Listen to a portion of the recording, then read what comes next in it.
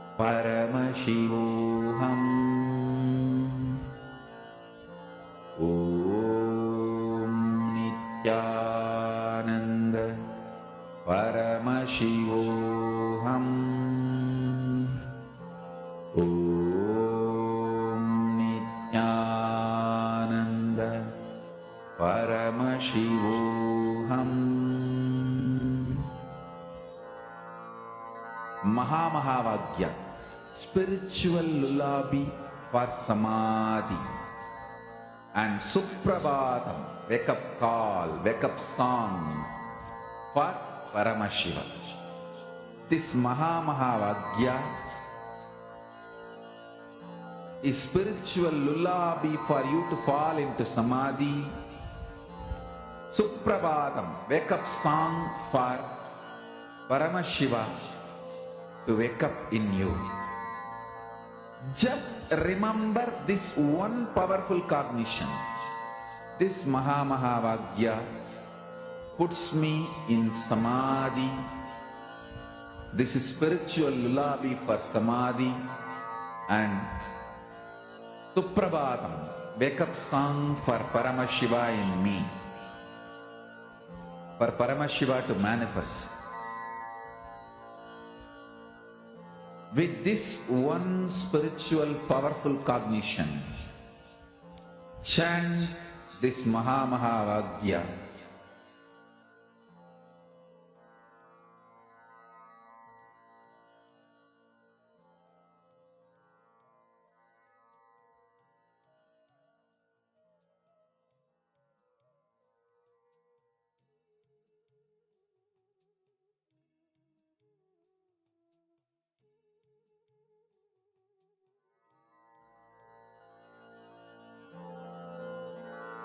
Mahamahavagya, spiritual lullaby for Samadhi, and Suprabhatam, wake up call, wake up song for Paramashiva.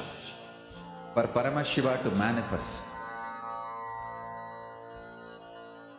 With this one spiritual powerful cognition, chant this Mahamahavagya.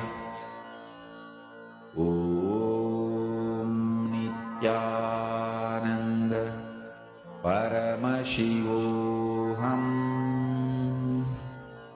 Om Nithyananda Paramashivoham. Om Nithyananda Paramashivoham. Om Nithyananda Paramashivoham. Om Nithyananda Paramashivoham. Om Nithyananda Paramashivoham. Om Nithyananda Paramashivoham.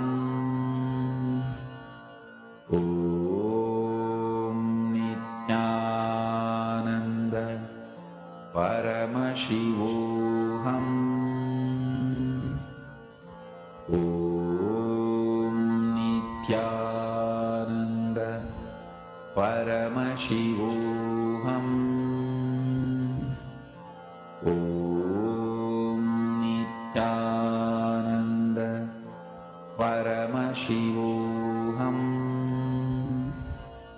Om Nithyananda Paramashivoham.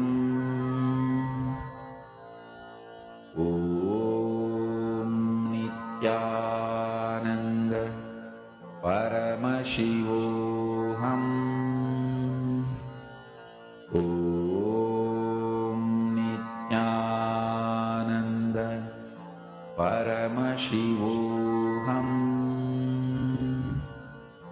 Om Nithyananda Hope all of you have started manifesting. Paramashivoham. Actually, by the end of the day, even if you just keep manifesting this power, That itself will lead you to a breakthrough. You will start having amazing breakthroughs just by starting to manifest, starting to understand and manifest these powers. So it's beautiful to see actually so many of you sincerely sitting and manifesting. Now, all of you please listen carefully. We're going to be entering into a very important session next, where you're going to be understanding about the process of awakening your DNA, the Chit Chata Granthi Bhedana process. Today, we are all going to be receiving a very powerful initiation process where Swamiji will be awakening the various different strands of our DNA. And through a process, unique process called the Chit Jata Granthi Diksha, Chit Jata Granthi Vedana Diksha, where Swamiji is going to be conducting a process to break the knots, Granthis in our DNA. This is a very, very unique process which will directly work on your DNA structure. So we're going to be understanding what this process is, how this works, and why we need to receive this initiation, what are the benefits of it, etc. So we're going to be entering into the session now. This is an important session that will help you understand in detail about today's initiation. And let us all listen to this revelation from Swamiji now. And as we listen to this revelation, I request all the participants to also take notes of this. And if you have any questions, please feel free to post it in the chat. And you can ask the questions and we'll be able to help you understand it deeper. Let us all now enter into the process.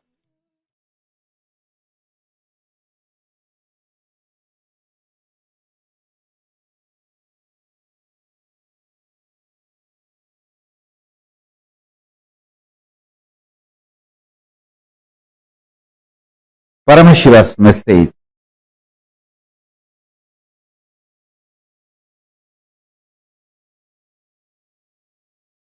Directly from KAILASA. Listen. Human DNA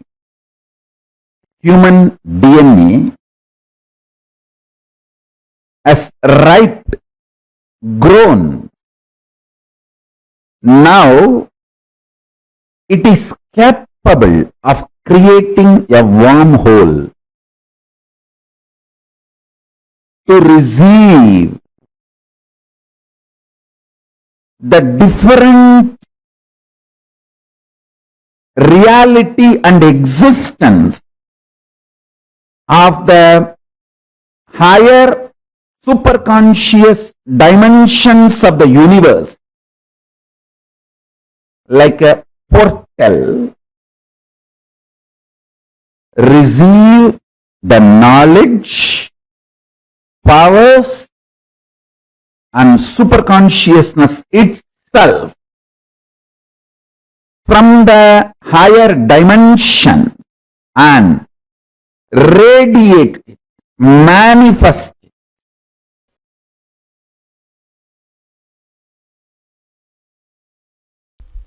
By training your mind, you can transform your DNA.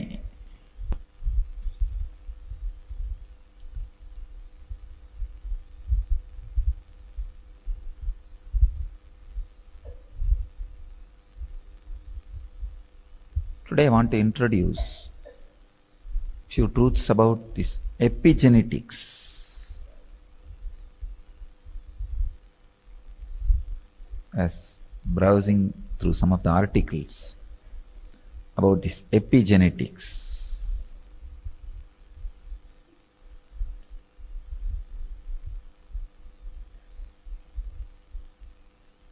this is Dr. Hassan Church. He's written a book called Genie in Our Genes.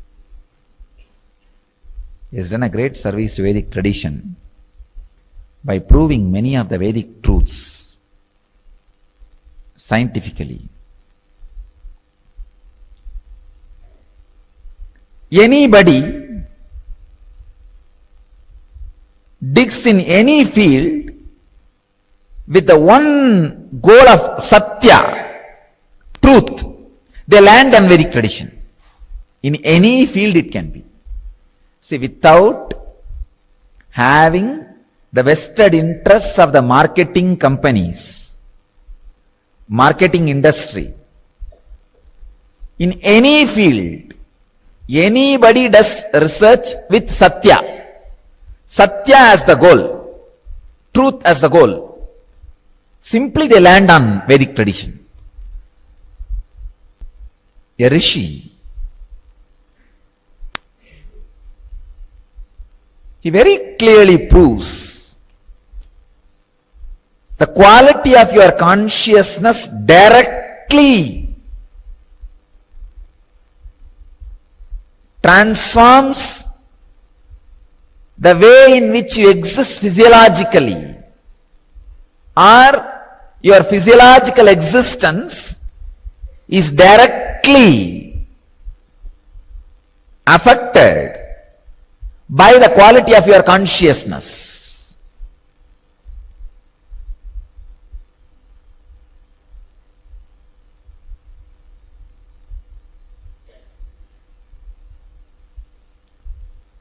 The quality of your consciousness and the physiological existence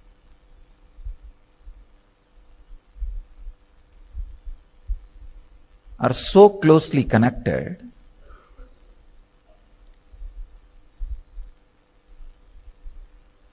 the epigenetics, they have done so much of research on this field, on this epigenome. Epigenome is a protein particle responsible for your genes and all the happenings based on genes. Please understand, we are always taught genes are responsible for our diseases. No, it's not true. Even your DNA is not responsible. The quality of your consciousness is responsible. The quality of consciousness can directly change DNA. Asana Church very beautifully proves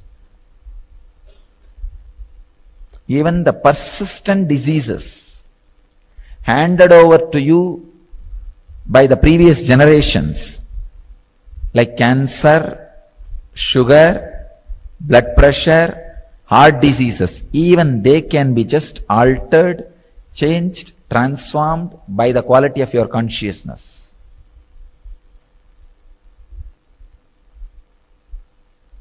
Another one research proves only 35% of your DNA is responsible, only 35% for what you are, who you are, how you are, and all the major factors like your longevity, disease, health and everything. Only 35%. The science of epigenetics and the epigenome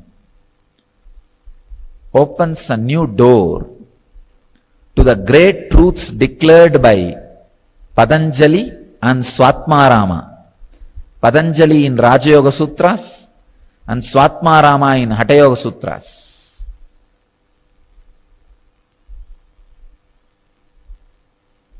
Shiva Sutras says very clearly, the man who is in perfect health just by his Sankalpa, means the intentionless consciousness, can transmit that to a human being or any being. That is what is exactly the science of healing. I have so many research references here today to share with you all.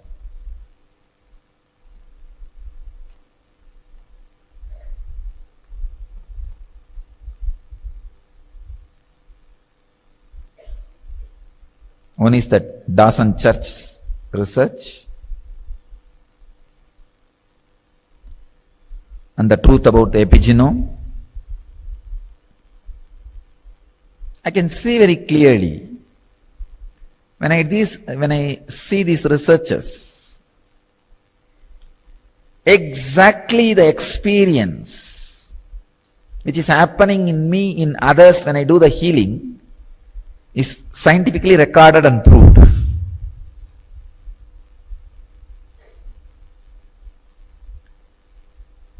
Usually I see how the healing happens in people.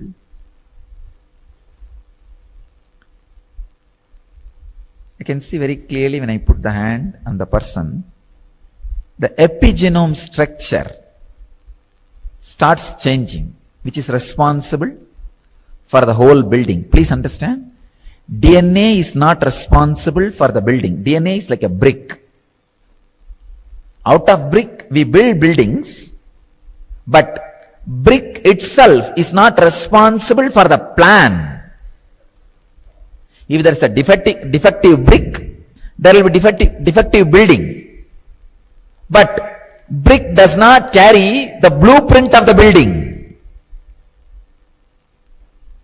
The epigenome is responsible for the blueprint of the building. I could see very clearly. The epigenome transforms itself and DNA just alters as per the transformation of the epigenome, and clearly the body just remembers the health. Please understand, health is your nature. You don't need to create it, you just need to remember it.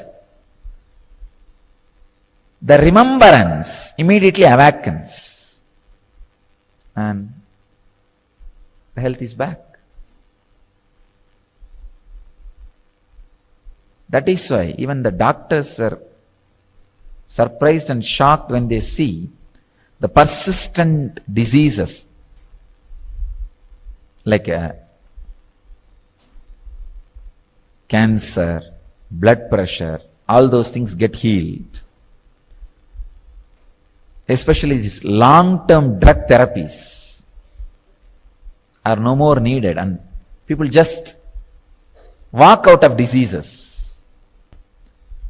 The quality of your consciousness, the quality of consciousness in which you are living is directly responsible. It can just alter, transform any disease, including diseases like cancer, arthritis, handed over to you through generations. If you go to the internet, tons and tons of research is done in this field.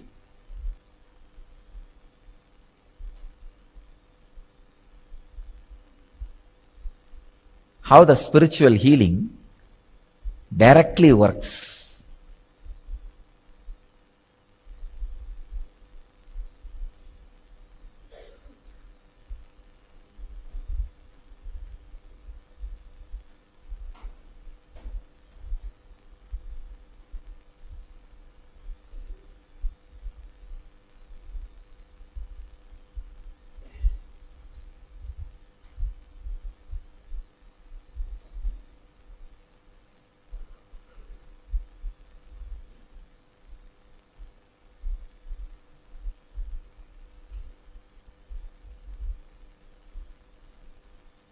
Not only during spiritual healing, even during initiations, and when people come and sit near me in my breathing space, I can see very clearly their epigenome starts getting awakened, restructures itself, realigns itself. There is another research I was reading. In a vacuum tube, if there are some electrons lying random, if a human DNA is introduced, immediately they all come to a clear, organized shape. They all just stand up. It's like when master enters, how you automatically stand up. They all just organize themselves. Even after the DNA, human DNA was removed, they all stay back in the same shape. Same way, I can see very clearly when people sit in my breathing space, especially during Pada Puja, the Nirvikalpa Samadhi, I can see very clearly their body just recupes and transforms.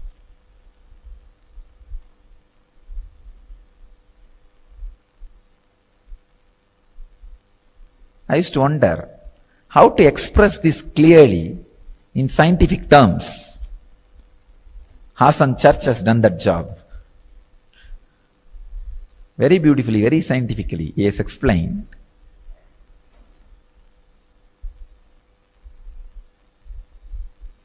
The science of epigenome and epigenetics is the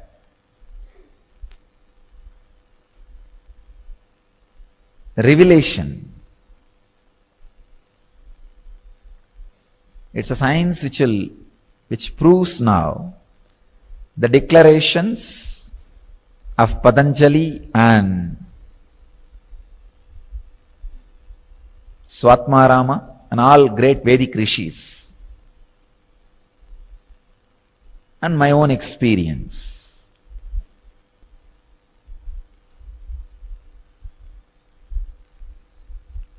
The quality of your consciousness decides diseases, longevity, quality of life, pain, depression, everything. Even the persistent diseases like a cancer, blood pressure, heart diseases, sugar, everything. So I tell you, wake up and raise your consciousness. Not only to transform your DNA,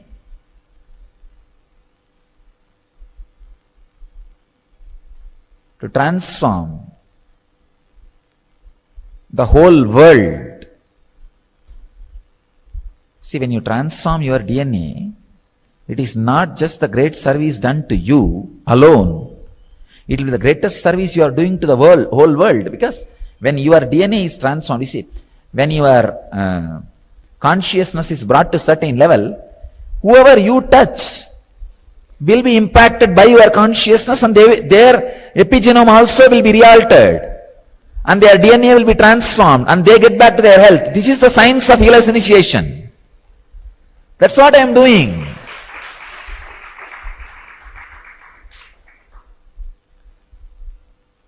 Not only I transformed my epigenome and transformed my DNA structure and brought the highest possible conscious expression in this body and mind. Whoever is touched, if they also can raise their consciousness, of course, when I touch, the physical and mental healing happens. And if they also put little bit of their effort and take up the responsibility to receive it completely, then a complete epigenome transformation, DNA transformation happens in them, and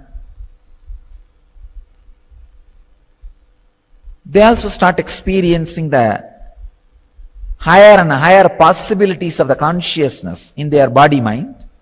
So naturally, when they touch somebody else, their epigenome gets awakened, the DNA gets transformed, the health starts happening in that person. This is what the ripple wave effect. I tell you,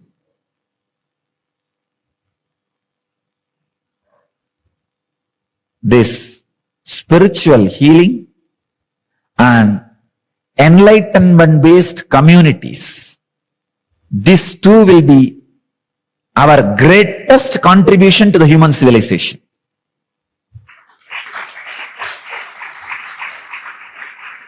And the epigenome of epigenetics, this science of epigenome and epigenetics will legitimize what we are doing internationally.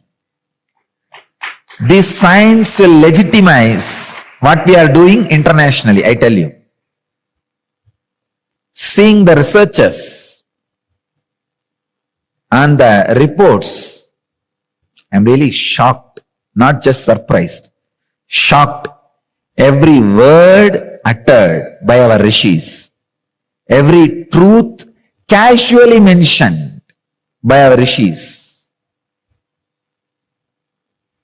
which I am bringing back to life experientially, is proved with solid reports and researches.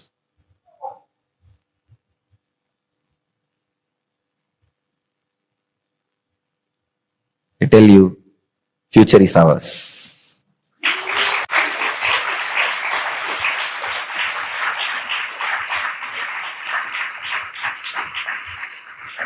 If humanity is going to have future, it is ours.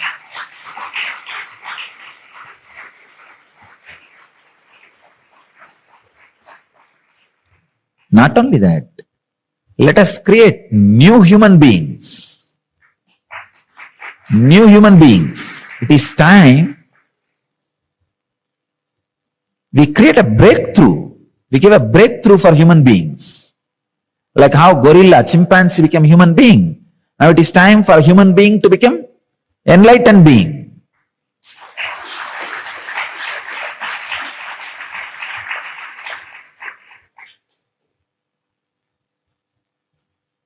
Let us put all our efforts and energies strongly to raise the human consciousness more and more in all possible ways.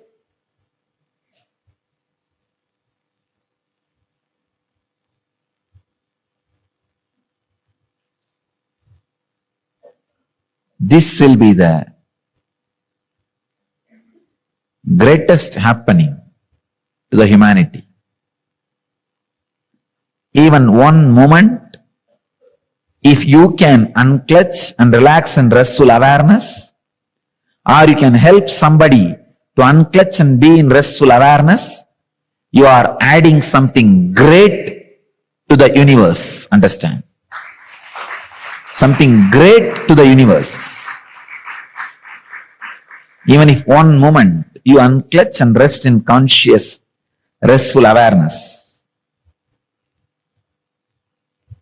and help somebody to rest in restful awareness, raising consciousness, you contributed something great to the humanity. Understand? You contributed something great to the humanity. Let's popularize. Let's popularize these great researches on this epigenetics and the epigenome, the ideas about the epigenome.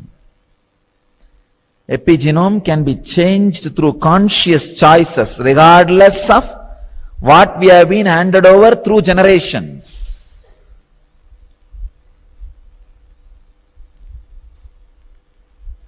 Add more and more joy, laughter, love, life, dance, bliss, restful awareness to the humanity. Let us create intense, conscious cyclones, superconscious tsunamis.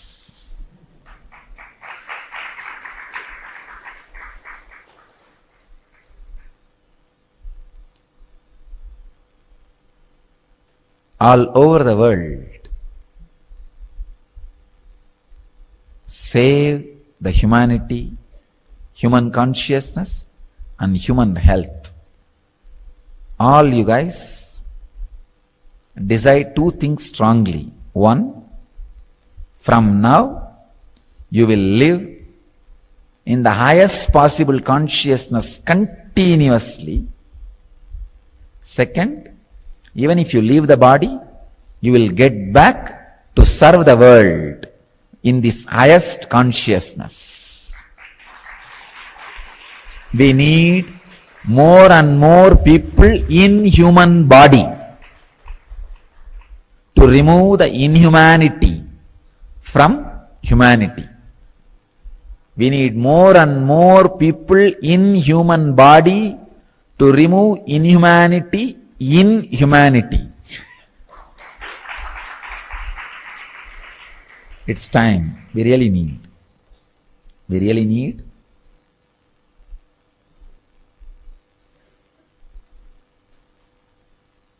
Actually, when I go through the scientific researches, even I realize more and more the urgency with which we need to create N communities, urgency with which we need to create the N civilization,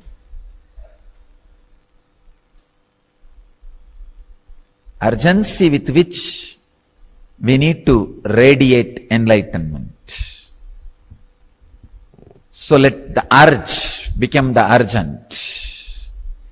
Let you all radiate enlightenment.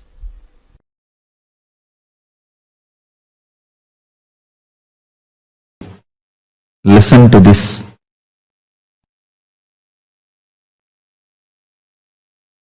This is the way you are hardwired. Your bioenergy is hardwired. Your DNA is programmed with cosmic truths which I am talking now. Every word I am uttering is reverberating in your DNA. I am not talking to your societal mind. I am talking to your DNA. And I am directly making your DNA manifest these cosmic truths. Whatever I am talking is the existence and truth of the cosmos. I am revealing the truths as it is from the cosmos and cosmic archives, Akashic records. From the cosmic archives, I am revealing the truths as it is. Your DNA carries the whole cosmic records in a microchip form. The whole cosmic record, whole cosmic knowledge, the whole cosmic memory, the whole cosmic programming, the law, software, programming with which the whole cosmos is functioning, the same program is in your DNA. Now I am just awakening it. I am rebooting and cleansing all the viruses, delusions, unnecessary confusions and localized ideas, and awakening the cosmic truths in your DNA, in your very bioenergy.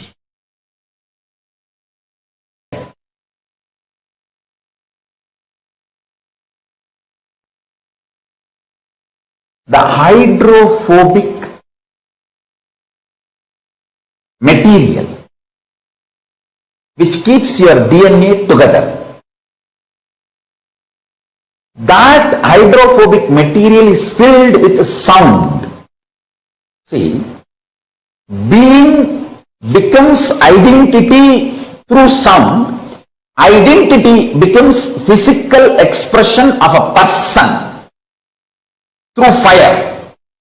The person manifests is good, bad, right, wrong, everything through earth, the Prithvi element. See this satsang again to understand what I am saying. The sound component, Nada Tattva, sound principle, keeps consciousness and matter together, means that is the first intervention into the hydrophobic component which keeps DNAs together, DNA's spare parts together. Guru, by giving the right sound, vibrations, cosmic principles in the form of Anagata Dvani, he gives new birth and breaks all the patterns passed through the generations inside you. If you are serious, Mita Rajani, if you are serious about breaking the patterns passed on through generations, attend morning process. After the satsang, the Paramashivoham process I do, attend to that. The sounds I am creating and infusing into you purifies the hydrophobic component which keeps your DNA material together, which is the bridge for being to become identity, identity to become personality. The purification happens in your core level. Attend every morning this Paramashivoham process with Atmalinga. That's it.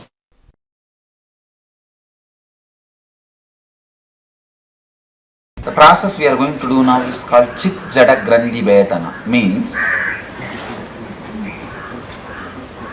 you are combination of pure consciousness and patterns. Your patterns are no independent life. They can become alive only if your consciousness is in the body. Am I right? Can you continue to smoke or struggle with your anger if you are dead? So only because of your consciousness existence, because of your consciousness, your patterns are empowered. Same way, you don't exist just as a consciousness, patterns. Even you seeing you and me are different is a pattern. You and me are separate is a pattern. So still the patterns are there. It means as on now the reality is you are together. You are totality of consciousness and patterns. As I said earlier, I cannot complete your patterns layer by layer, one by one, but I can put fire on your patterns. That I have a freedom. But as an enlightened ethics, I cannot complete your pattern, it's your free will.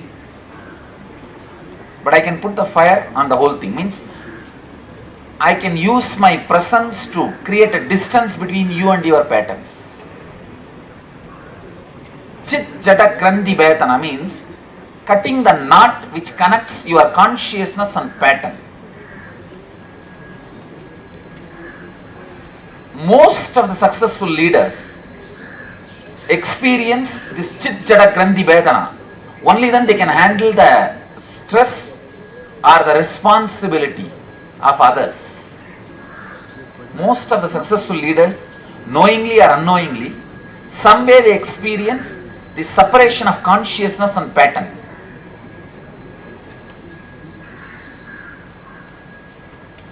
Because only when you experience the consciousness and pattern are separate, you get the strength, power to handle any amount of pattern, even others' patterns. You feel empowered even to take responsibility for others' irresponsibility. See, this process may remove a deep addictions, like a very deep-rooted addictions, like which you were trying to complete in the Mrigasarira Vasa, the animal body living. Those deep patterns will lose power over you. It is a very powerful way of disowning your incompletions. See, when you can't pay your debts back, how you give a bankruptcy notice? This is like the bankruptcy notice. This is the conscious.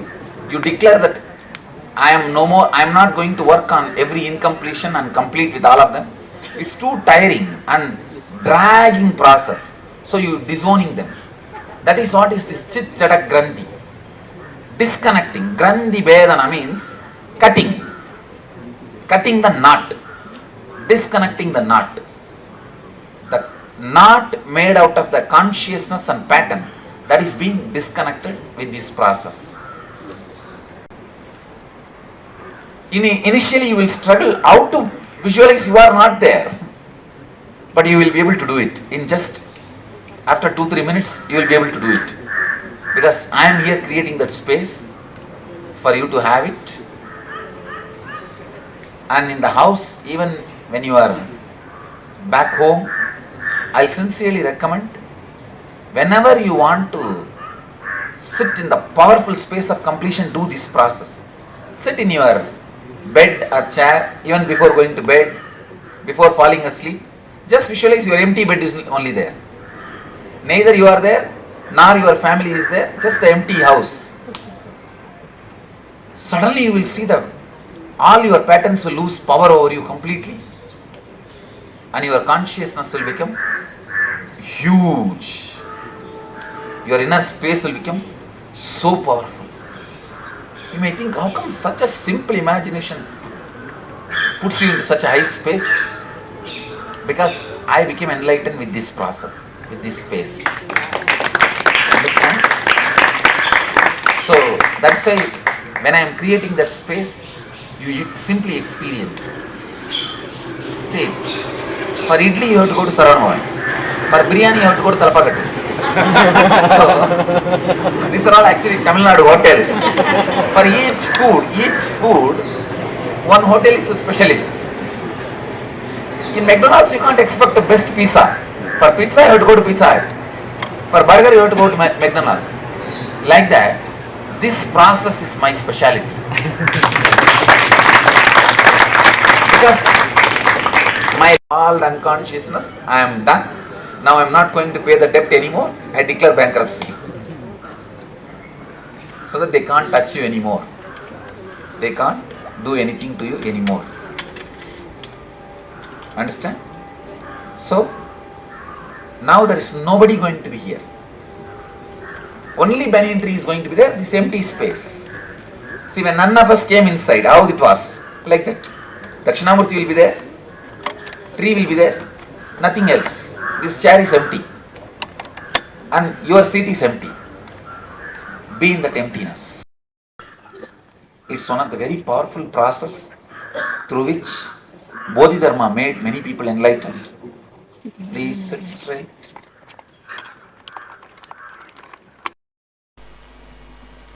Nothing is there other than this beautiful space. A powerful space, banyan tree, Dakshinamurti, the powerful empty space, that's all. Neither you are there, nor your neighbors or me. Just pure, powerful, empty space. Namah Shivaya.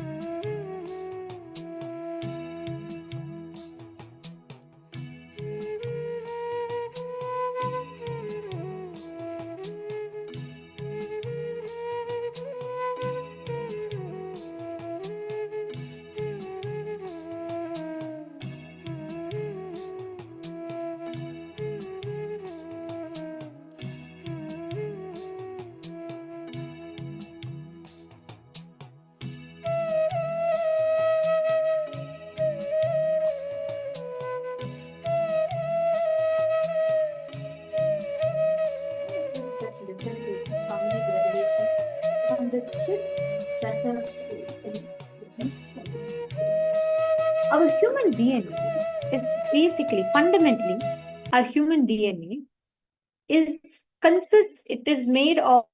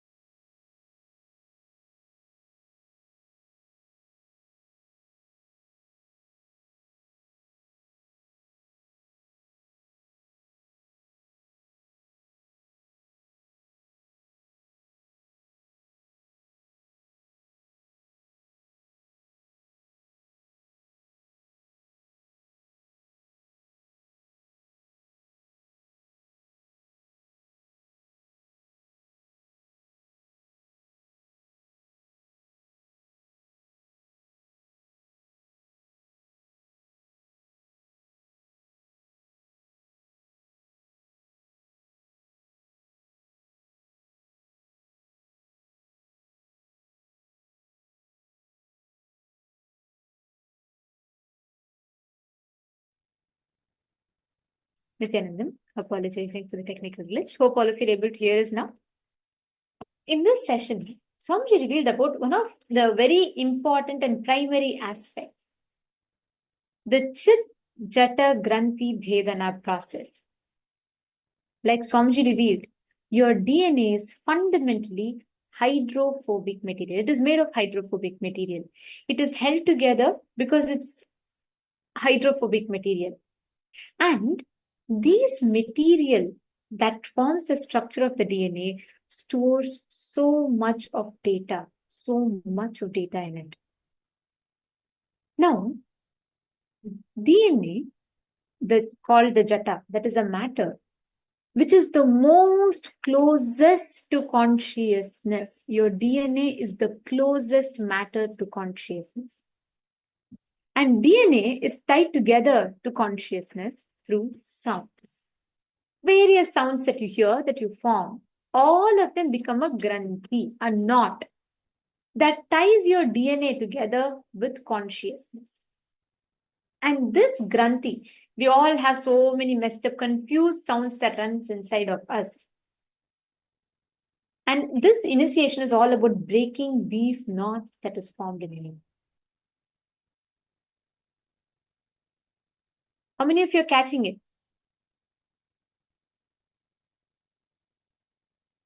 In today's initiation, we are all going to be receiving this process where Swamiji initiates us, conducts the process where Swamiji is going to be breaking these knots in our DNA. The Chit Jata Granthi Bhedana happens. See, let us understand a little bit deeper about these knots. Chit means conscious. Jata, matter. Granthi, these are the knots that are there between the consciousness and the matter. Understand the closest matter to the consciousness. See, now your whole body is functioning, and we started from a single cell, right? You start from a single cell, that cell multiplies, develops into an embryo, and then you slowly start becoming a baby, then you start growing, developing, and now you are who you are. But that life started at that single cell, and within that single cell, inside the nucleus, inside very, in a tiny manner, there is DNA. Trillions of DNAs that are sitting inside. And that DNA is what is sitting and coding how you are looking like, how you exist, how your features are, how your characteristics are. It is continuously determining those, as well as those cells multiply. Basically, the DNA, which is literally almost the unit of your entire biology, that is the closest to the consciousness. That matter is the closest to consciousness. Now, how is DNA tied with consciousness? What is it that's holding the DNA with the consciousness together? Now, can anyone tell me how does a DNA look like? Well, no, I mean, definitely, the moment I say DNA, we all immediately remember the structure of DNA. What is that structure? Can someone please post here in the chat? I request all of you to post. How does the DNA look like? We all see how it has two strands, right? It's a double helix structure. It's two strands. And those two strands are held together with something. That something which holds the two DNA strands together is made up of hydrophobic materials. Now, this we learn in our biology classes. We learn about food. But did you know the DNA itself is held together with consciousness using sound? Sound is that binding agent. Like how hydrophobic materials hold the two DNA layers, the two DNA strands together in keeping it in that double helix structure. Same way, the DNA is held together with consciousness using sound. Now, this sound, at some points, there are many chaotic sounds. There are sounds that are inside of you, the frequencies, vibrations, and the sounds themselves, sitting in the very core of you, holding the DNA and the consciousness together. Some of these chaotic sounds, all the sounds, these form these knots, which is called as the granthis. Chit, consciousness, jata, the DNA here. DNA is the jata matter. Granthi is the knot. The process today we are going to be having is Chit, Jata, Granthi, Vedana process, where the knots between the DNA and the consciousness, those knots are going to be broken. Thereby, many of your genetic disorders and many of the patterns that you're experiencing, the traumas that are happening, which have been passed down to you for generations now, that is going to be those in that level, you're going to be experiencing what it means to have a breakthrough in that level. How many of you are understanding so far?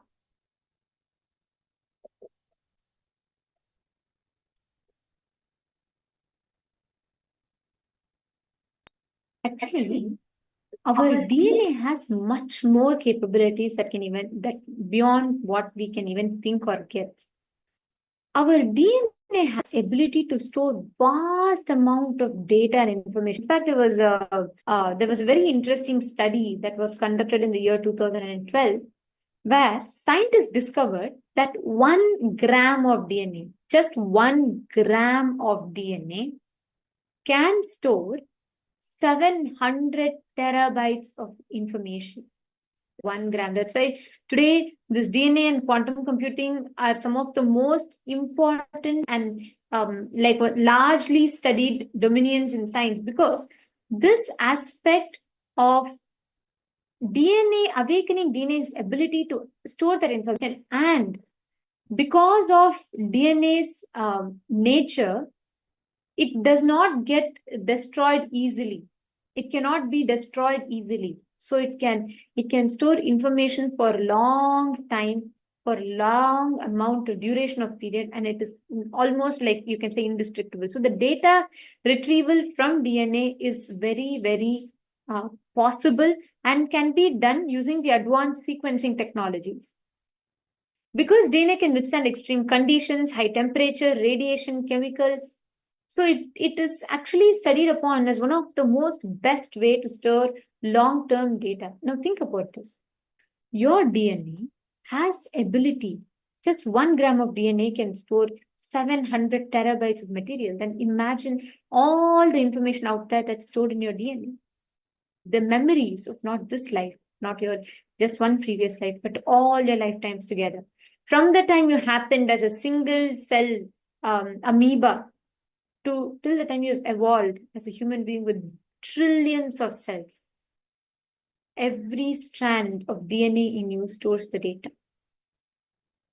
And this data, Swamiji beautifully tells, from the time you took fish body, your ability to swim is there in your DNA. Your ability to fly is there in your DNA. Your ability to remember vast amount of information is there in your DNA. While science has only understood one part of it, which has, such as the transgenerational trauma, passing of this thing through the genetics. But Hinduism has had much more advanced understanding or mastery in this whole aspect, where not just being able to code like what science is finding through epigenetics now, we have had the science thousands of years ago, where the DNA, restructuring of the very DNA, using DNA to store initiations, knowledge, sciences, mechanisms, and whatnot.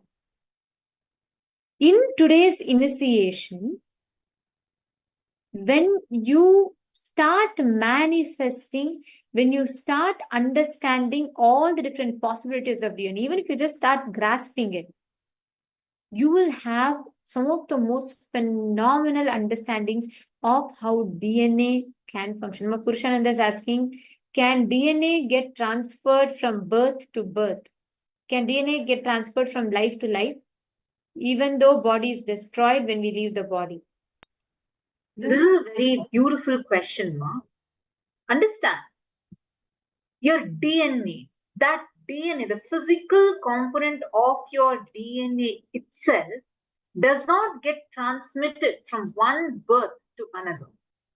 But for the development of the DNA to happen, along with various past bio-memories, understand your bio-memory, which is much deeper. The memory, the bio-memory that is stored in your very core. See, understand, there are activities that you regularly do, like you are brushing your teeth, for example. It's an activity you're repeatedly doing, which your muscles get accustomed to.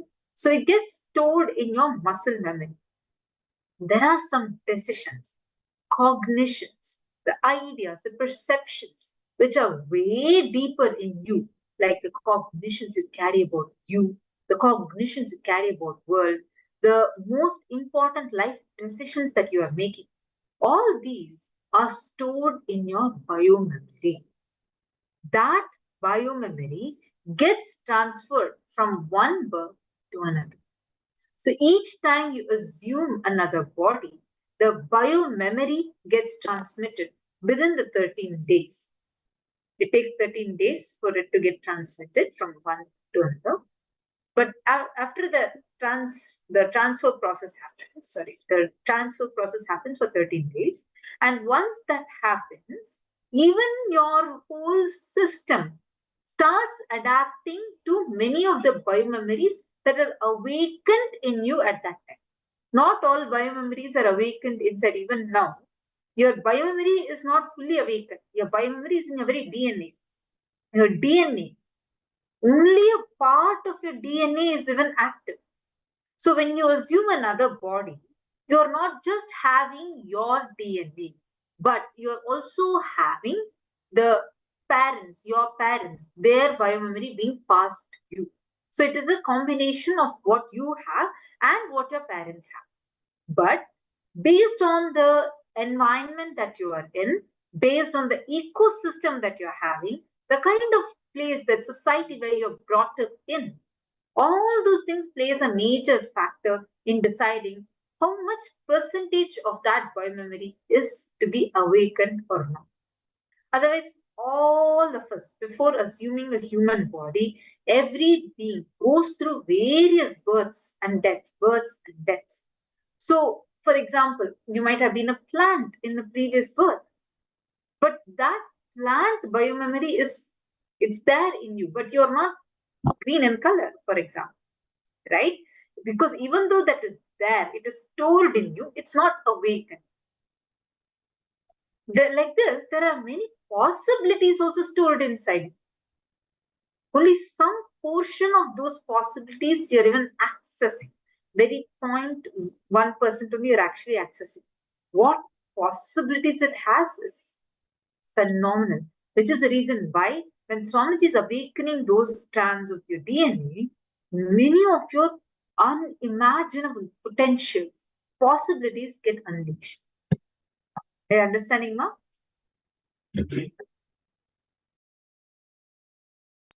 So now, actually, even if you start cognizing, understanding the science, you will understand the value of the initiation you're receiving today. Because literally today, Swamiji is going to be altering, awakening your DNA to enable you to access the numerous possibilities that your DNA has. And you will be able to start harnessing them for your everyday life, in all aspects of your daily life. That is why today what we are receiving is too important and science, and what Swamiji is giving to all of us. If you just understand this, if you process and understand this science, you will have an amazing breakthrough. I'm going to request every one of you, all the participants, please understand. When you connect with the avatar, the guru, he can give you a breakthrough in your very DNA level. Only a guru, in fact, can give you a breakthrough in your DNA level. Because when the initiation happens, it doesn't just work in the peripheral level. No, it goes directly to your consciousness. And DNA is the closest matter to your consciousness. Swamiji's initiation directly works on your DNA. It awakens, restructures the DNA, reprograms the DNA for giving you a certain experience and a certain result. So what we are learning about today, the initiation that we're going to be receiving today is crucial, as this is going to restructure your understanding or experience of how you receive today's initiation. That is why it is only Guru who can give you that breakthrough in your DNA. Only Guru can give you a breakthrough in the very DNA level that you carry. Let us take a few minutes to understand what that means. Swamiji very elaborately reveals about how only Guru can give you a breakthrough in your DNA level. What is that process and how does that happen? We're going to be listening to that session now, right before we all enter into the preparation for the darshan.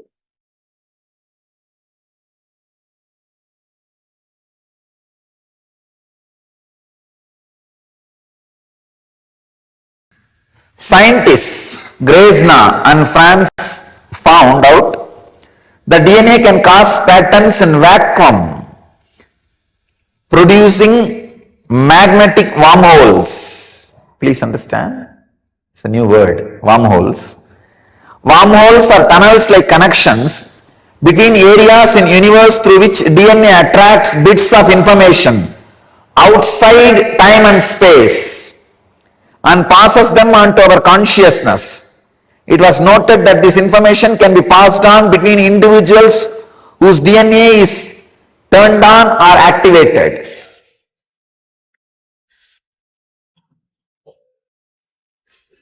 Let me add my own experience for this. They say, the scientists are saying that DNA can cause patterns in vacuum, producing magnetic wormholes. That wormholes can attract bits of information outside time and space. This is the secret. DNA can create magnetic wormholes which receives bits of information outside time and space. That's what we call consciousness. So till the wormholes are created in your DNA, you need an outside master. Once the wormholes are created in your DNA, you don't need outside master there. Outside Guru sits inside you as Antar Guru and teaches you. He sits inside you and goes on supplying the knowledge. And another one important information, the last punchline. It was noted that this information can be passed on between individuals whose DNA is turned on or activated. Whatever I downloaded through my wormholes and DNA can be transmitted to you without using my words without you seeing or listening. Just if your DNA is activated or turned on. That is what I call initiation, Upanishad. Only in the beginning, you need to listen to my words. If the DNA gets activated or turned on, no need for words, no need for ordinary way of teaching. Just the transmission, the initiation, energy darshan is enough. That is what I was telling yesterday. It is, initiation is like an intense downloading into you. The knowledge and consciousness and information in this biomemory, in this DNA, is just transmitted. That is why these acharyas, once they are initiated, our trained teachers to go around and take classes, once they are initiated, there are thousands of information they never learnt from my books or heard from me, starts expressing through them. The answers which they would have never heard from me or read from my books suddenly starts expressing. How? This is the science. If your DNA is turned on or activated, these bits of information which gets downloaded through the wormholes created in DNA can just be transmitted without any conventional methods. This is what is happening during every initiation, every process in inner awakening. This is what I am doing in our Vidyalayas, in our Gurukuls. The transmission without using conventional methods is possible, was available, is available in our Vedic tradition. Was available in our Vedic tradition, is available in Nithyananda mission.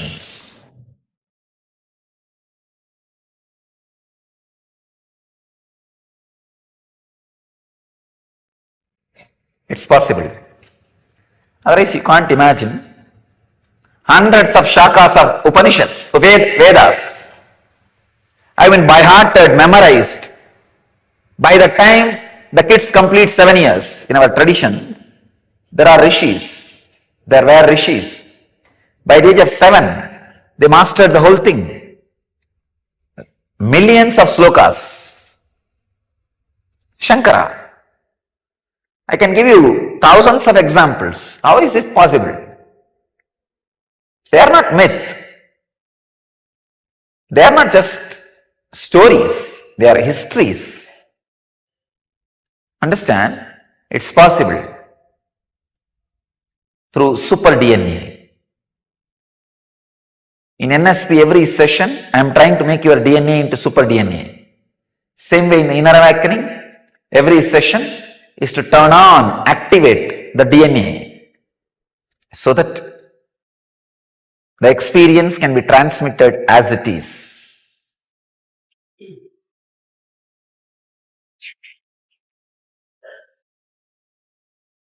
There's one more very interesting information, bit of information I have.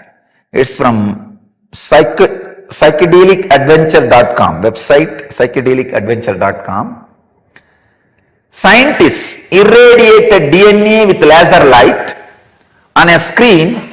Wave pattern was formed. The wave pattern still remained even after removal of DNA.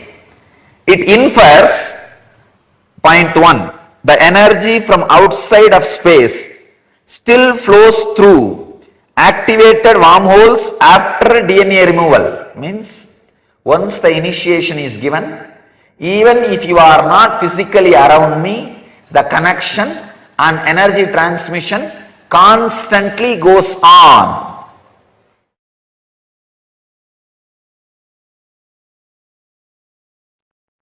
See, all the incarnations of Vishnu gives a breakthrough in DNA level. Like your DNA spontaneous natural selection process is pushed to the next level.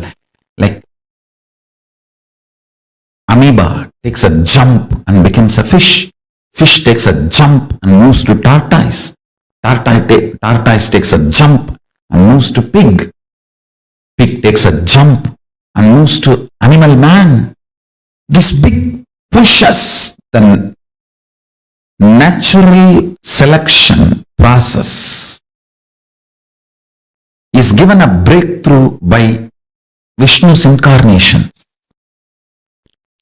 Conscious decision process is given breakthrough by Shiva's incarnations. Understand? Great incarnations of Mahadeva, like Kalabhairava, Veerabhadra, Munishwara, Durvasa, all those beings give great conscious breakthroughs. Now we are in a position, the best evolved DNA and best evolved consciousness, the Chit Jata Grandhi, the body and consciousness we have is the best possible form. We need to have the next breakthrough, the ultimate breakthrough. That is the purpose of my happening. Understand? Vishnu's incarnation gives breakthrough in the DNA. Shiva's incarnation gives breakthrough in consciousness. Guru gives breakthrough in both. If you understand the logic of the cosmos,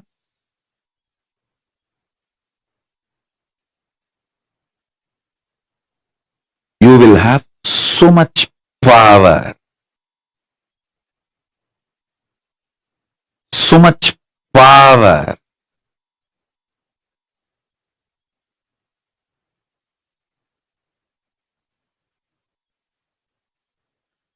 Your DNA will be just empowered, fully awakened. Listen, fully awakened.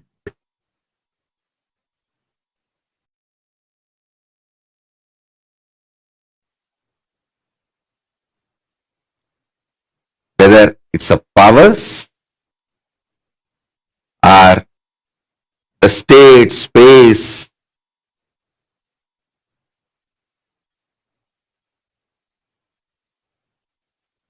listen intensely. Whether the state, space, powers of Paramashiva or Paramashivatva itself. Your DNA, your biochemistry is capable of spontaneously, simultaneously slipping into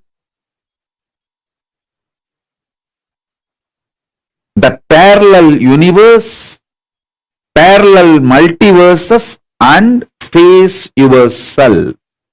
Please understand how spontaneously your biochemistry is capable of giving you the experience of the dream state and waking state. Same way your DNA, the awakened DNA through initiation. Once your DNA is awakened through initiation, its biochemistry, its bioenergy is capable of giving you spontaneous, simultaneous experience of yourself in higher lokas.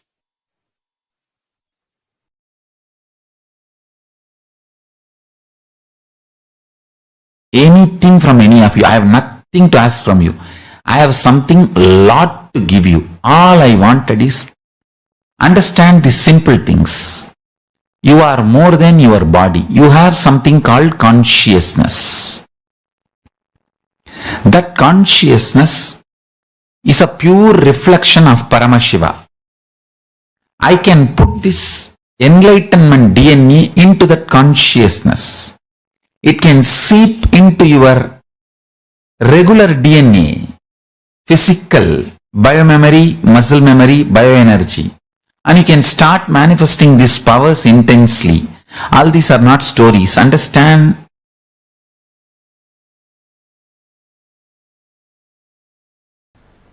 What is it that constitutes an enlightened being as enlightened being? The DNA. Please understand the one line, a simple line, decision to be big.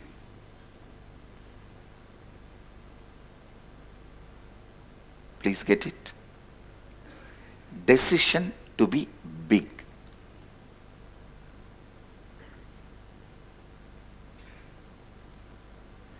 Decision to be bigger than anything you know.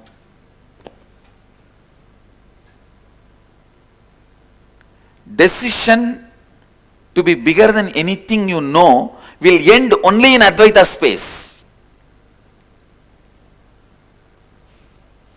I put it in a very colloquial way. Decision to be bigger than anything you know. If I have to put it in a more precise, sophisticated way, see, the word I gave you is the exact word I received in that research as a prasada. So if you start cherishing in your DNA, in your bioenergy, in your biomemory, this one idea, anything I know, I will become bigger than that. Please understand, this is not from the mood of violence, arrogance, war, all that. Don't decide to wage war with anything you know. No. By waging war, anything you know, you destroy that, but you don't become bigger than that. Understand? By making anything you know as smaller than you don't become bigger than that. You need to know that. By making anything you know as smaller than you don't become bigger than that. So Alexander can never become great. Napoleon can never be great. Understand? I put it in a very colloquial term. If I have to put it in more precise, refined term, authenticity. Whatever you know as you should stand with this one idea, whatever I know, I'll become bigger than that.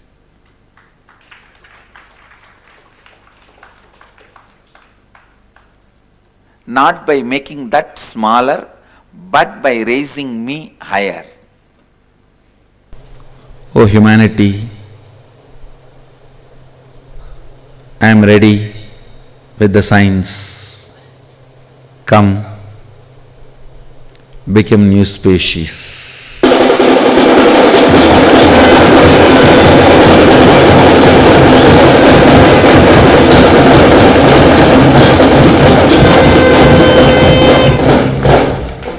The days are over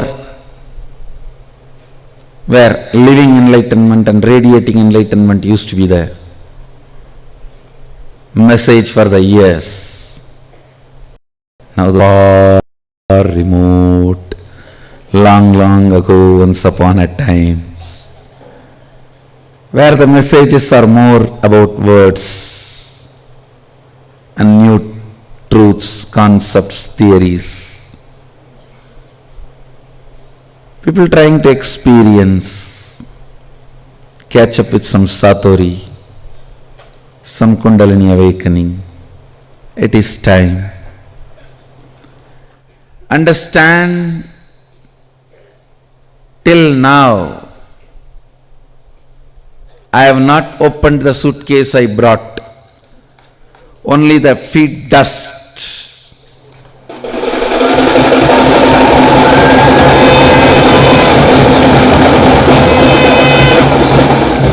The dust of my padukas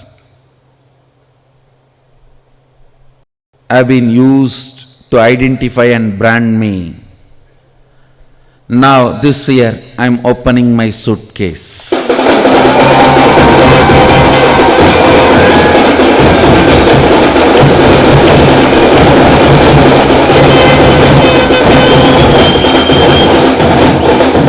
New species are the first product I am taking out of my suitcase.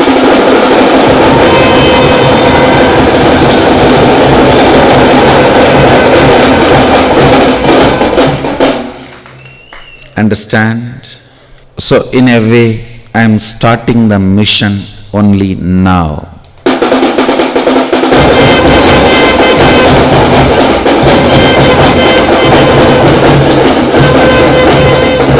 What for I came, I am starting only now. The first nuclear bomb is new and clear species.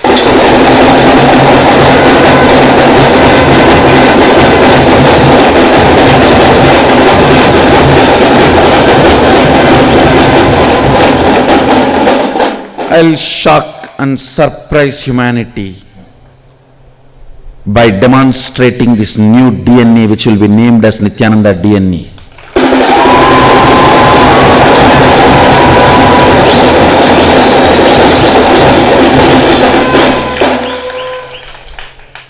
I'll surprise and shock the humanity this year with this new DNA.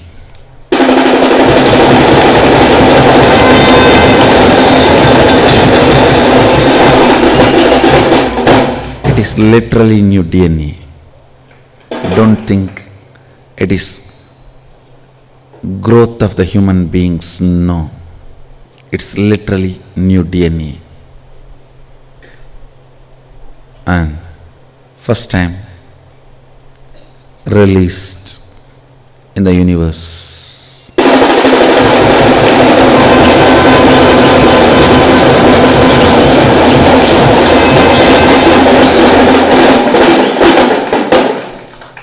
So good news I have for you. This year we will scientifically establish Nithyananda DNA.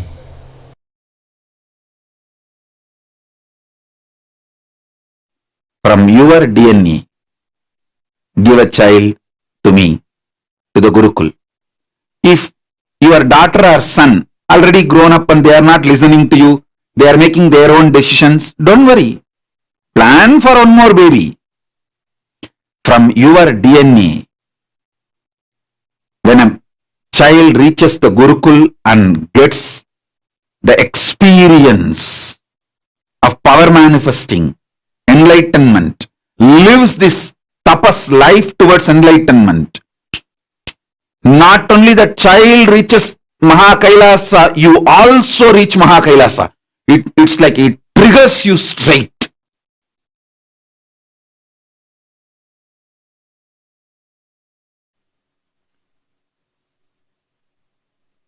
Bring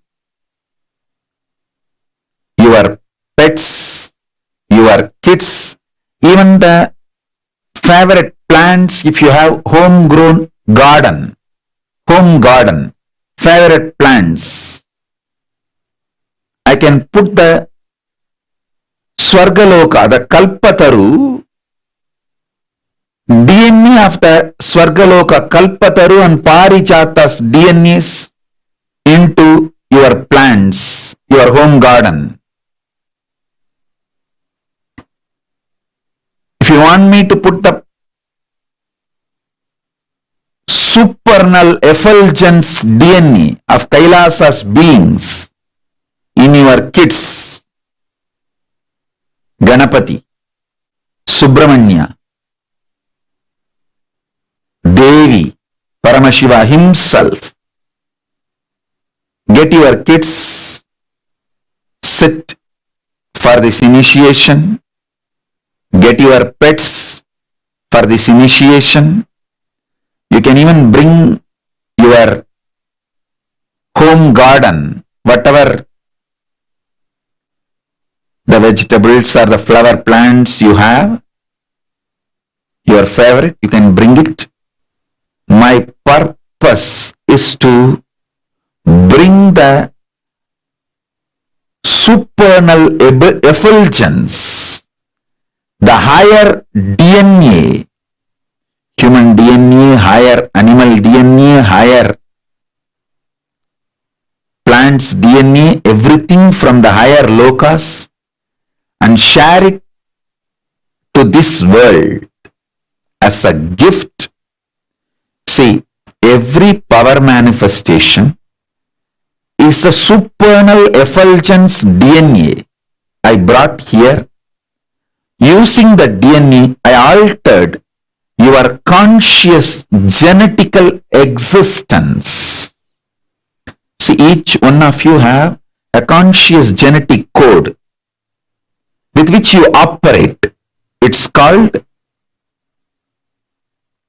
Shakti Tattva of you.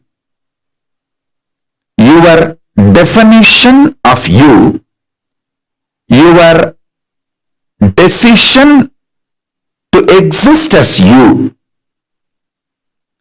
by infusing the supernal effulgence DNA into that conscious genetic code can be upgraded, altered, modified, raised.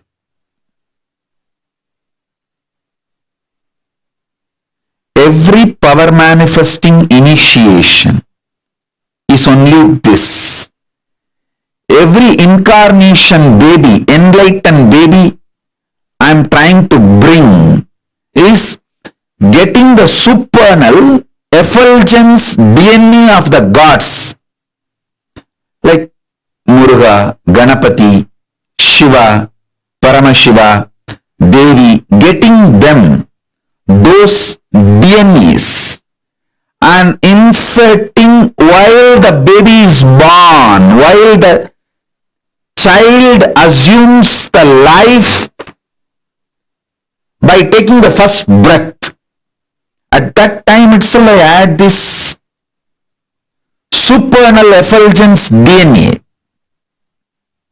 Once that goes inside, it starts growing as a conscious genetic code in that child, in that being, in that baby.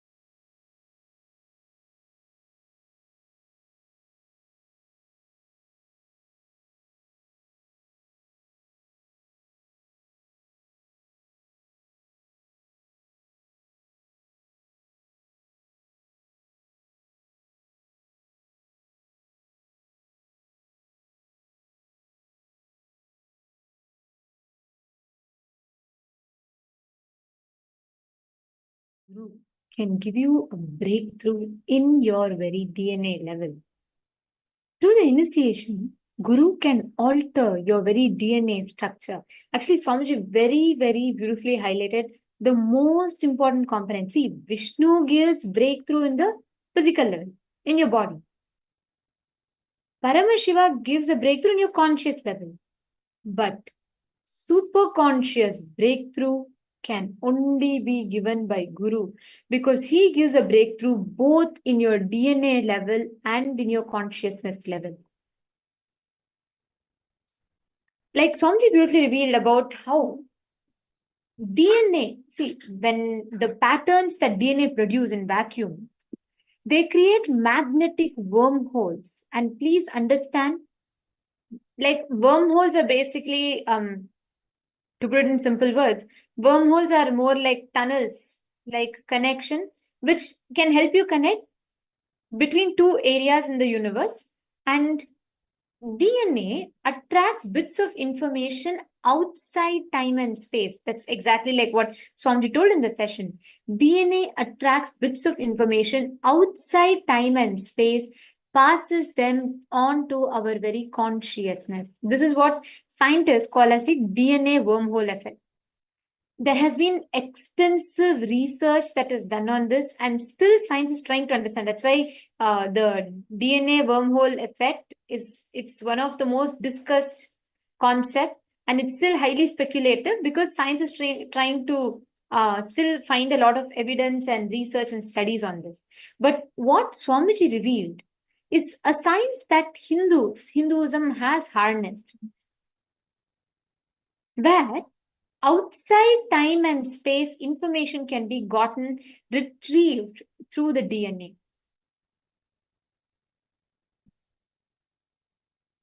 Swamiji revealed a very beautiful thing. DNA can create magnetic wormholes which receives bits of information, and that wormhole, DNA attracting that information, is what we call as consciousness.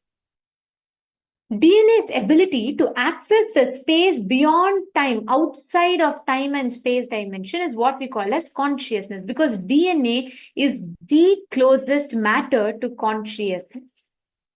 So when Swamiji initiates all of us today, he's going to be initiating us to be able to access these bits of information outside the realm of time and space, enabling you to access information directly from consciousness.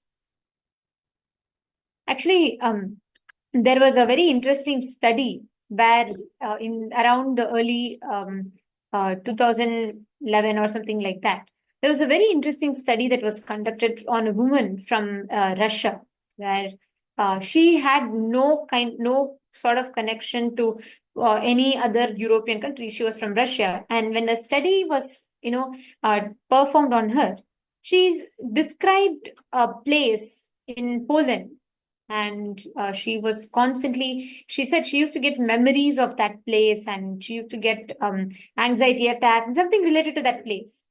And she said, she has a very deep connection to that place, though she has never been there. And she described certain places, certain incidents, and certain things. And when scientists did the study, and when they took the sample of her DNA and studied it extensively, it matched to the DNA samples of a particular person that existed in Poland. And they could establish the connection between her and which could possibly be her past life. Swamiji beautifully explains, DNA stores information of not just your one life or two lives.